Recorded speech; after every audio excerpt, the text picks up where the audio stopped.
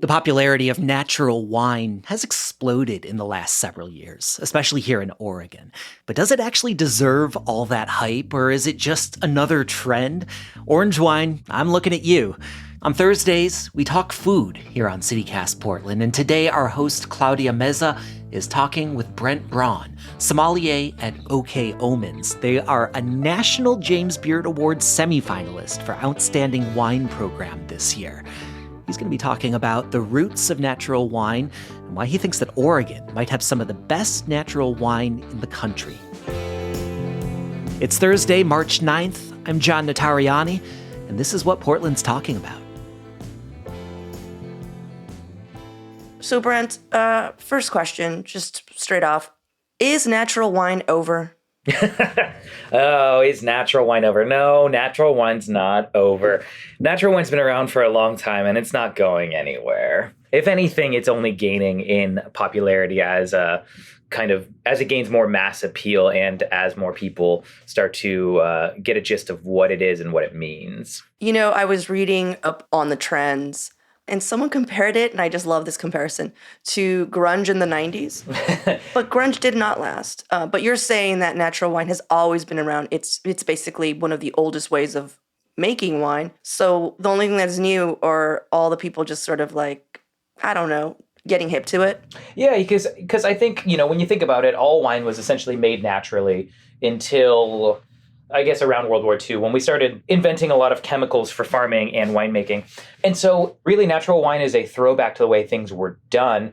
And the wine that has been made conventionally since, we'll call it again, the 1950s until, it's still being made. That's more the blip on the radar, if anything. Wines made like that kind of tend to lack a little bit of soul. And so we're just bringing the soul back, For those who are just like, I still don't get it. What do we mean by natural wine? I mean, you just laid out, not using pesticides, which I always thought was just organic wines. Totally. So I think the best way to get someone's head around this is, first off, you can divide natural wine almost into two things. You can divide it into the wine itself, and you can divide it into the wine culture surrounding it. We'll start with the wine side of it. And then within that, you're broken down into two categories, into the viticulture side, aka the farming of the grapes, and then the winemaking side of it. As far as the farming of the grapes, the idea in natural winemaking would be no pesticides, no herbicides, no big chemical interventions in the vineyard.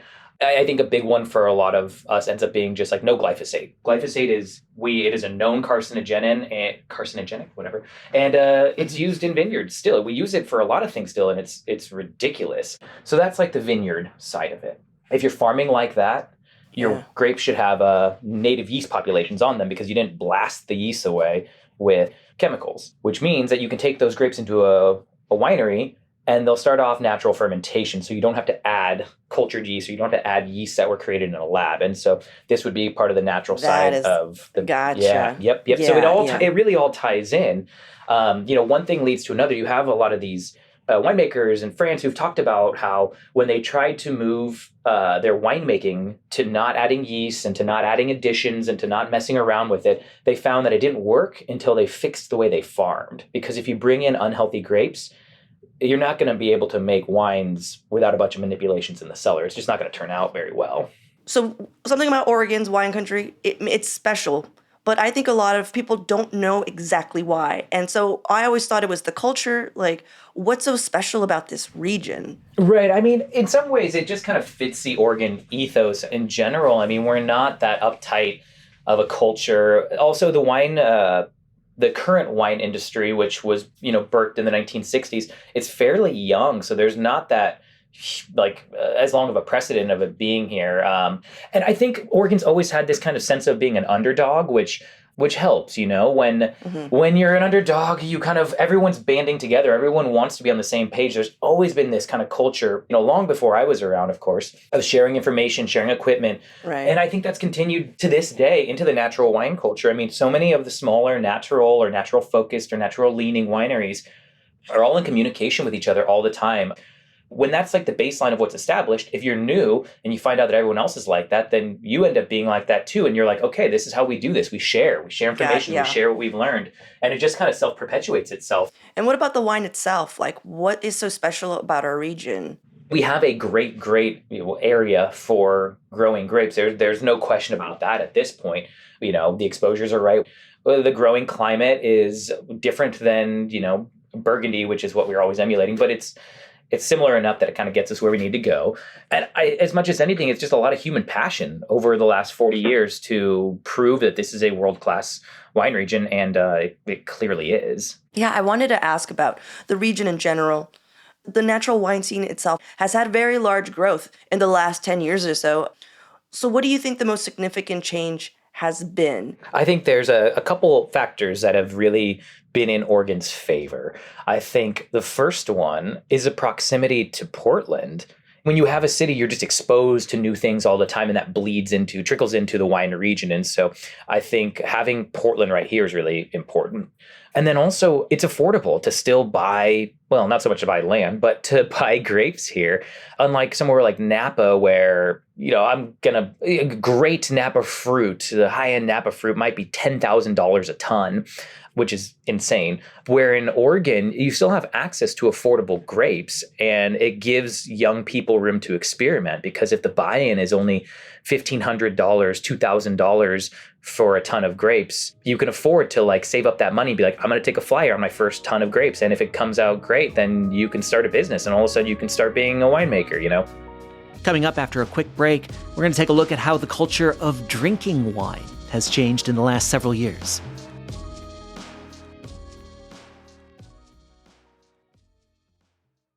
And Portland wine culture itself, even since I've been here for nearly 20 years, it's changed a lot.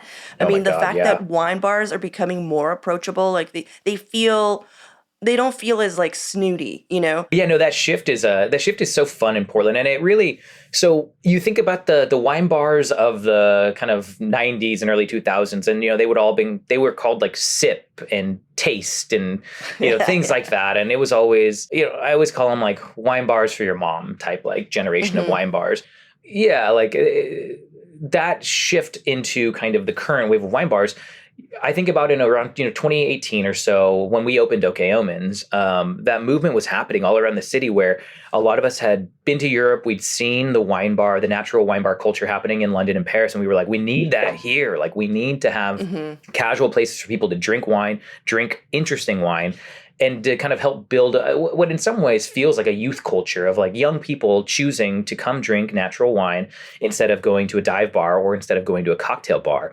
The late night part didn't work out so well. Almost none of us made it as late night places because organically farmed fruit is still kind of expensive, and it still costs more to drink that wine than it does to drink cheap whiskey and cheap beer at a dive bar. Could it be, and I'm just you would know a lot more than me, of course, but could it be that when you don't really need any kind of food to open up a wine bar as opposed to a bar? Because I go to my local wine bar, and at a certain point I have to go to Slim's because I need to eat. Do you know what I mean? Yeah. And then there's only so many tins and little crackers that you can have, and it's not going to satiate like dinner. Since you've become a restaurant, has anything changed? Do you think people stay longer? Or we stopped right before COVID. We cut our hours down. I think we were open till 12 originally, then we moved to 11, and then with COVID and the shift to being a restaurant, we close at 10 now. But nonetheless, to your point, if you had somewhere that looked like Bar Norman, which, have you been into Bar Norman? I don't think so. Okay, no. I mean it's where's that at? Kind of that little area where Lemuel and Clinton Street Theater are, but so in the Clinton neighborhood, yeah. You go in and it's so charming, and again so classic. It has such a classic Parisian wine bar feel to it in a way, and yeah, to your point, if a place like that was able to have a full dinner menu, what would that mean for late night? It's hard to say. I mean, it really complicates everything though, because from a just from a financial perspective of then you have a kitchen and things break in kitchens, and you have food and food wastage, and you have to hire cooks, and it definitely makes it a lot more complicated. Yeah. And I really think that the monetary aspect is a big part of it, of just the buy-in's a lot higher, and so yeah. So one of the reasons we also brought you up, Brent, is that a bit ago I was talking to Brooke from Eater, And I kind of gave I do a lot of hot takes. Sometimes they land. And this one did not land with Brooke. And I told her, I was like, you know what? I think that orange wine might be a little overrated. And she just like really was like, like she was she clutched pearls. Yeah, Brooke and her pearls, always those pearls around her neck, right? The giant pearls. But I wanted to talk to you about orange wine specifically, because my whole thing is just like, well, the way it was being treated, like, oh, orange wine, I'm just like, it's literally just the skins. They're leaving the skins on. Like, what? So why are you guys freaking out? Because I remember that was the feeling I had when orange wine came, like, oh, you don't know orange wine. And I feel like orange wine was the natural wine, and now natural wine. And now there's natural orange wine, which to me, I'm just like, oh, okay, well then. So, okay, so there's kind of a lot embedded in that. So I get that a lot. Yeah, I think there's a lot here embedded. If you don't mind, I'll do just a 1 minute on what orange wine is, in case anyone's kind of like, what the hell are you talking about? Yes, please. Not made from oranges, which is still a really common question. We get it, at the restaurant. So, or the best way to think about orange wine is that it's kind of the sibling, cousin or something to rosé, where if you think about rosé, which everybody at least has heard of rosé, with rosé, you're taking red grapes and you're basically making them like white wine.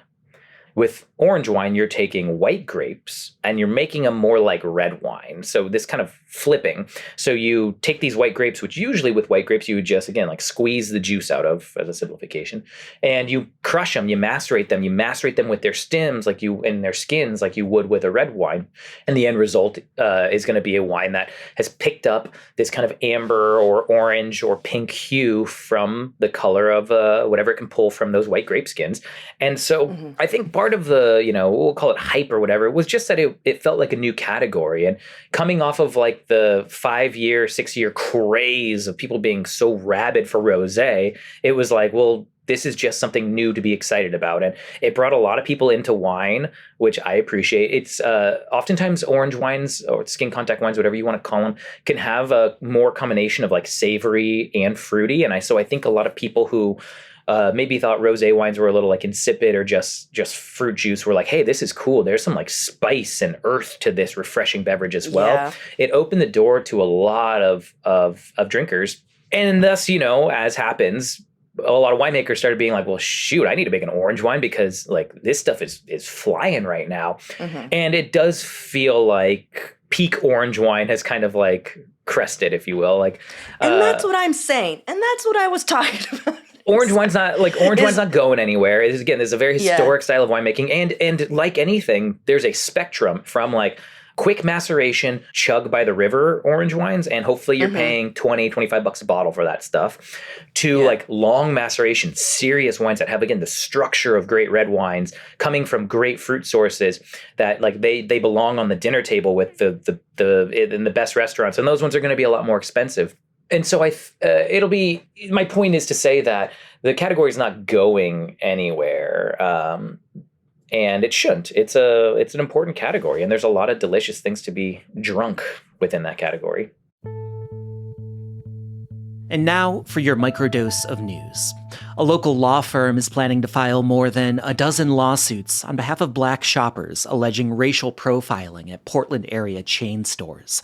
One notable story from Willamette Week, a 32-year-old creative director at the ad agency Wyden and Kennedy says a security guard accused her of shoplifting and threatened to call the police after she bought 3 lipsticks at Sephora in January. And apparently, Republicans can still win big points by bashing Portland, no matter what the facts might be. A number of Walmarts announced recently that they were closing here in the city. And earlier this week, Texas Governor Greg Abbott took a shot at us on Twitter. He said, quote, "This is what happens when cities refuse to enforce the rule of law. It allows the mob to take over." Of course, Portland Mayor Ted Wheeler fired back. He pointed out that retail theft is a national issue and that dozens of Walmarts have closed in recent years in the state of Texas. For more local news and events, sign up for our daily newsletter, Hey Portland. We'll throw a link in the show notes.